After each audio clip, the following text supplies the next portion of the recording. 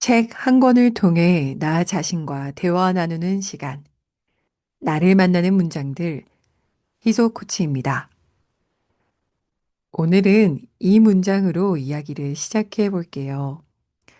180쪽에 소개된 글이죠. 삶은 늘 취약하다. 입니다. 입이 아프게 강조하지만 자신을 사랑하라. 당신이 당신을 사랑하지 않으면 아무도 당신을 사랑하지 않을 것이다. 당신이 당신을 사랑하지 않는 탓에 벌어지는 모든 일을 감당할 만큼 인생은 강하지 않다. 삶은 언제나 나약하고 취약하다. 자신을 사랑하는 것에서 출발할 때 삶은 비로소 강력해진다. 이 책을 이렇게 마무리되어 가는 지금 여러분들은 어떤 문장들이 남아 있나요? 네, 11월이 어느덧 마무리되어 가고 있는데요. 11월 한 달 동안 웨인 다이어의 우리는 모두 죽는다는 것을 기억하라와 함께 하고 있습니다. 어느덧 3주 마지막 날이네요. 지난주에 이런 질문을 드렸죠. 내 삶의 가장 값진 보물인 지금 이 순간을 어떻게 사용하고 싶은가? 지금 이 순간을 사용하는 방법은 정말 다양하게 있을 것 같은데요. 이 책을 통틀어 흘러가고 있는 웨인 다이어의 건네는 말의 핵심에는 항상 자신을 사랑하라가 있습니다. 어떠세요? 지금 이 순간 여러분들은 얼마나 자기 자신을 사랑하고 계신가요? 아니면 사랑하기 위해 노력하고 계신가요? 오늘은 어느덧 세 번째 팟캐스트 녹음으로 마지막 부분이에요. 제가 선정한 문장들은 방금 드린 질문들, 나를 사랑하고 있나요? 에 맞추어서 어떻게 하면 조금 더 사랑할 수 있을까와 관련된 문장들을 네 가지 골라왔습니다. 한번 들으시면서 어떤 영감이 떠오르시는지 살펴보시죠. 네. 나 자신을 사랑한다는 것은 무엇인가와 관련해서 첫 번째 공유 드릴 글은요. 196쪽에 있는 아주 짧은 글입니다. 제가 이건 사진도 올려드렸던 글인데요. 읽어드릴게요. 제목은 씨앗 하나의 우주입니다. 사과 씨가 몇 개인지는 쉽게 계산할 수 있다. 하지만 씨앗 하나에 사과가 몇 개나 들어있는지 계산할 수 있는 사람이 있는가? 너무 짧은 글인데, 저는 이 페이지 보면서 멈춰서 한동안 가만히 음미했어요. 그러게. 저는 매일 아침 사과를 깎는데요. 사과 깎을 때마다 씨 부분을 이렇게 잘라내면서 한 알의 사과 안에 씨가 몇 개인지는 쉽게 계산할 수 있지만 그 작은 사과 씨 하나 안에는 사과가 몇 개나 들어있는지 헤아릴 수 없겠더라고요. 사과 드시는 분들 오늘부터 그 씨를 버리기 전에 한번 그 사과 한 알의 씨를 음미해 보시죠. 이 사과 씨앗 하나에 미래에 얼마나 많은 사과가 가능한지에 대해서 감히 헤아릴 수 있으시겠습니까? 다시 돌아와서 나를 사랑한다라는 것의 다양한 결 중에 하나는 저는 이 관점 같아요. 우리는 너무나 쉽게 나란 존재를, 그냥 판단해 버려요. 그렇게까지 못할걸? 아, 내가 그런 걸? 그런 건 안 돼. 내 인생에 그런 일은 없을 일이야. 등. 우리는 너무나 쉽게 우리 자신, 나의 삶에 대한 잠재력, 가능성, 혹시 모를 일어날 수도 있는 그런 것들에 대해서 절대 안 될 거라고 부정하고 마는데요. 나를 사랑하는 것, 어쩌면 내 안에 있을 혹시 모를 나의 삶의 가능성에 대해서 너무 그 문을 꽉 닫아 두진 않는 것, 조금만 그 문을 열어두는 것, 어쩌면 그것이 나를 사랑하는 한 방식인지도 모르겠습니다. 나라는 존재, 나라는 씨앗 하나 안엔 외인의 표현으로는 어마무시한 우주가 있다라는 것, 그것을 기억하며 나의 우주를 바라보시죠. 또 다른 의미로 나를 사랑한다라는 것은 어떤 것일까 좀 힌트를 얻을 수 있었던 메시지를 하나만 더 살펴볼까요? 네, 페이지는 174쪽입니다. 174쪽. 제목은 선언의 자세입니다. 선언, 선언. 한번 글을 읽어볼게요. 지난 세월 내가 만난 현자들은 늘 이렇게 말했다. 선언의 자세로 살아야 한다. 고민 끝에 뭔가를 결정할 때는 그 결정의 맨 끝에 반드시 느낌표를 넣어라. 자, 이제 나는 이것을 현실로 만들기 위해 모든 노력을 할 거야. 이처럼 자신의 의도와 결의의 끝에 느낌표를 넣으면 생생해진다.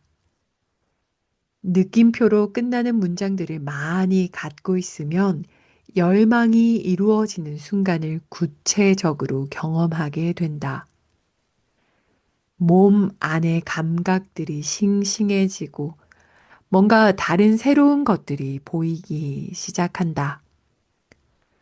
그리고 현자들은 이것을 기적의 시작이라고 부른다. 네, 선언을 한다라는 것은 의도에 대한 건데요. 여러분들 요즘 삶에서 무엇에 대해 의도를 품고 살아가고 계신가요? 네, 제가 운영하고 있는 자기 변형 게임에서는 이 의도, 인텐션이 매우 중요한 개념 중 하나입니다.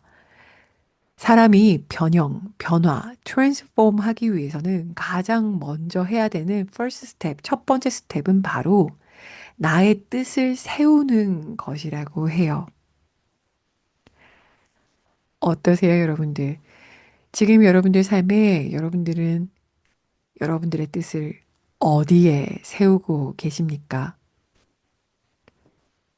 나 자신 사랑한다는 거에 있어서 정말 중요한 건 내 소중한 지금 이 순간 나는 무엇의 뜻을 두고 살아갈지 신중하게 생각하고 결정하고 그리고 이 글에서 말하는 것처럼 선언하는 걸 거예요.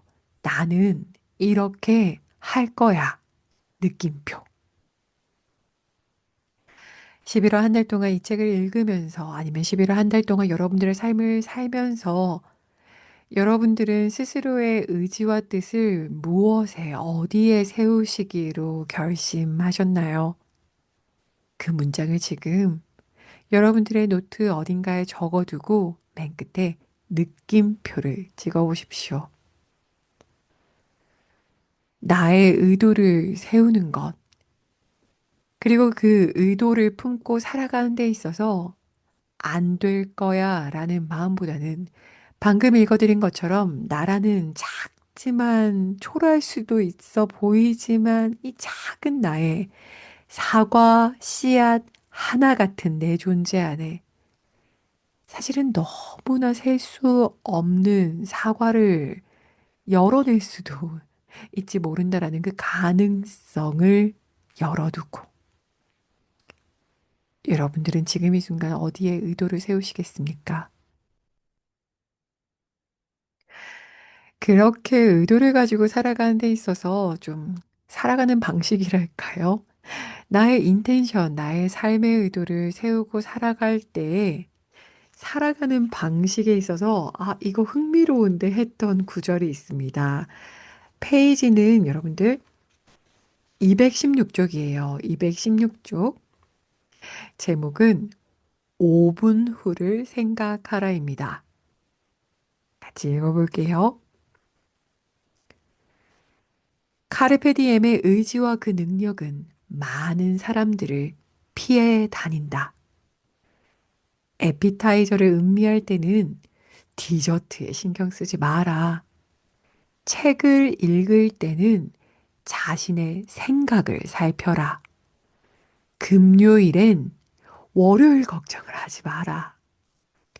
휴가를 떠났으면 미처 하지 못한 일이나 집에 돌아가 할 일을 생각하지 말고 현재에 충실하라. 지금, 이 순간, 이 자리에 없는 생각들로 현재를 흘려보내지 마라. 5년이 아니라 5분 후에 삶을 계획하라.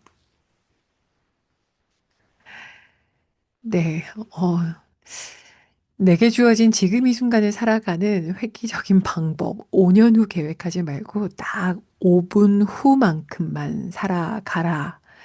라는 웨인 다이어의 메시지가 최근에 우리가 채팅창에서 나누었던 멀리 말고 딱 오늘 하루만 잘 살아보자. 혹은 우리가 1주차에 얘기했던 것처럼 해가 뜨고 지는 출하고 몰 하는 것처럼 오늘 저녁에 잠들 때 이 생에서 잠시 몰 사라졌다가 기적과 같이 다음날 아침에 눈을 뜬다면 다시 이 생에 출하는 것처럼 출했을 때 맞이한 딱 이 오늘 하루만 잘 살아보자라는 이 나에게 주어진 오늘 하루를 내가 존재하고자 하는 방식, 내가 살고자 하는 방식으로 살아보겠다는 의도를 세우고 그날 하루 딱 5분만큼 순간순간 살아가 보라는 웨인 다이어의 제안은 어떤가요? 정말 인생의 유한함을 생각할수록 내일 하루도 생각하지 못하는 것 같아요. 딱 주어진 오늘 하루, 어떻게 이 순간에 머물면서 나에게 소중한 것들을 소중하게 대할 수 있을까? 내가 되고자 하는 나의 존재로 살아갈 수 있을까? 그저 하루하루 그 생각만 품고 살아가는 것. 제가 채팅창에 공유드렸던 그 한수희 작가의 온전히 나답게 있는 문구였잖아요. 인생은 느슨하게, 매일은 성실하게 살아가는 그 느낌이요. 이제 마무리하려고 합니다. 그럼에도 불구하고 이제 이 책을 덮기 전에, 좀 현실적인 생각이 들었던 것 같아요. 맨 처음에 시작하는 문장이었던 것처럼 삶은 언제나 취약하고 나란 존재는 때때로 나약해질 때 어떻게 다시 나는 사랑으로 돌아올까? 어떻게 다시 나는 나 자신을 붙들 수 있을까? 라는 생각이 들 때쯤 저에게 이 문장이 다가왔어요. 220쪽에 있는 글입니다. 제목은 비관론자에 관한 단상입니다. 읽어드릴게요. 나는 실패라는 단어를 싫어한다. 나는 내 아이들이 절대 무엇에 실패했다고 생각하는 일이 없기를 바랐다. 그래서 늘 이렇게 말해 주었다. 세상에 실패는 없어. 오직 피드백만 있을 뿐이지. 너희가 하는 모든 일은 결과를 낳지. 너희가 만든 그 결과를 가지고 다음에는 어떻게 하느냐가 중요할 뿐, 자신에게 실패작이라는 꼬리표를 붙이는 일로 해결되거나 더 나아질 수 있는 것들은 없단다. 우리는 이 어마어마하게 큰 세상에 머리카락 한 올만큼도 안 되는 작은 부분만을 보고 경험하고 목격하다가 세상을 떠난다. 현미경으로도 잘 보이지 않는 그토록 작은 부분을 살아가면서 어떻게 비관론자가 될 수 있겠는가? 비관론자가 되기엔 모르는 것이 너무도 많다. 우리의 삶은 그저 배아일 뿐이다. 배아의 상태에선 인생이란 불가사의라는 단어 말고는 달리 표현할 길이 없다. 무엇이든 방법이 딱 하나뿐이라고, 이것이 유일한 답이라고 주장하는 사람을 만날 때마다 이 사실을 떠올려라. 그렇다. 실패는 착각에 속한다. 누구도 그 무엇에도 실패하지 않는다. 당신이 하는 모든 일은 일정한 결과를 낳는다. 축구에서 헤딩하는 법을 배울 때 누군가 던져준 공을 머리에 맞추지 못했다고 해서 이를 실패라 부를 수 있을까? 아니다. 이는 단지 그런 결과가 나타난 것뿐이다. 머리에 맞추지 못했다고 해서 괴로워하며 그만둘 것인가? 아니면 공을 다시 던져달라고 해서 결국 헤딩 기술을 익힐 것인가? 시험에서 좋은 성적을 거두지 못했다고 해서 시험을 포기할 것인가? 아니면 무엇이 틀렸는지 오답 노트를 작성해 다음에 더 좋은 결과를 만들기 위해 노력하겠는가? 실패는 판단이다. 하나의 견해에 지나지 않는다. 그것은 공포에서 나오며 사랑으로 없앨 수 있다. 자신에 대한 사랑, 자신의 행동에 대한 사랑, 타인에 대한 사랑, 자신의 세상에 대한 사랑. 사랑이 내면에 자리하면 두려움은 버틸 공간을 얻지 못한다. 고대 로마에서 내려오는 다음의 격언에 담긴 의미를 오랫동안 곱씹어 보라. 두려움이 문을 두드렸다. 사랑이 밖으로 나가보지만 아무도 없었다. 네, 마무리해 볼게요. 두려움이 문을 두드렸는데 안에 있던 사랑이 문을 열고 밖으로 나가봤지만 아무도 없었대요. 네, 여러분들 오늘의 질문입니다. 지금 이 순간 내가 가진 나의 두려움에게 나의 사랑으로 건네고 싶은 말은 무엇인가요? 지금 내가 가진 두려움들에게 내가 가진 사랑으로 건네고 싶은 말은 무엇인가요?